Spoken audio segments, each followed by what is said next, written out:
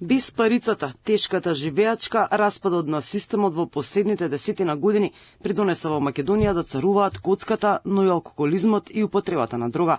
Интересно е тоа што според статистиката, жени со пороци има повеќе од мажи, само што разликата е во тоа што жените се кријат по дома, а мажите го прават тоа јавно. Во новоотворениот оддел за лекување на зависности при клиниката за психијатрија, психолозите и психијатрите имаат полни раце работа. Термините таму се пополнуваат со месеци однапред.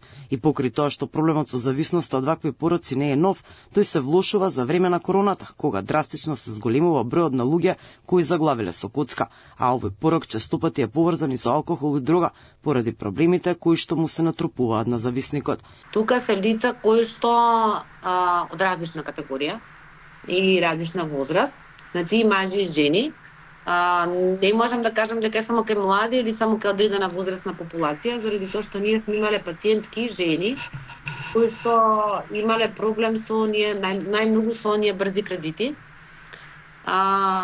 задолжување и заглавување со такви брзи кредити, кои што потоа водат до еден зачаран круг, односно од еден кредит после се зима друг, втор, трети, така натаму и не можат никако да се извлечат. Иако народот верува во онаа народната дека од коцка никој не се извлечел, доктор Арсова негира, вели тешко е, но со соодветна терапија, лекови и психолог, како и со поддршка на семејството на зависникот, на долги стази има решение. Многу често се случува да овие личности се отфрлени од семејството како негативци, нели заради тоа што очекувано настануваат проблеми, прво финансиски, па как ги расправи и така натаму. Но за да се надмине оваа состојба и да функционира повторно таа индивидуа уредно, важно е да има поддршка од страна на семејството или потесното социјално обкружување. Владата во моментов се обидува преку нов закон да расчисти со делот оваа колективна катастрофа. Усвоено е новото законско решение со кој што се стега обрачот околу коцкарниците.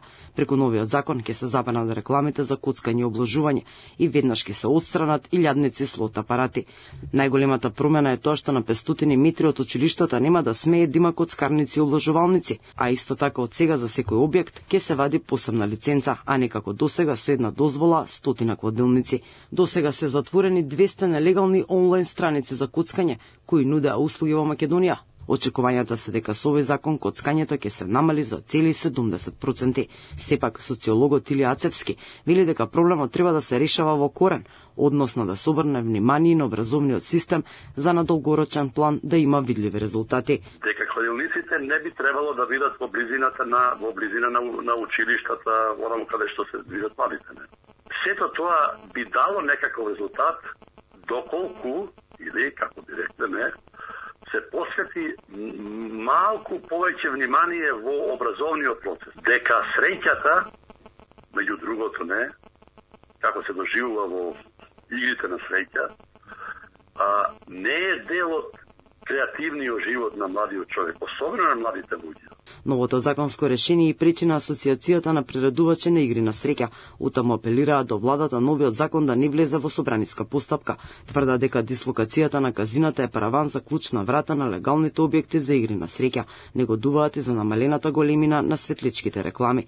Вела дека со вкупно 10.000 вработени, тие биле најголемиот приватен работодавец во државата.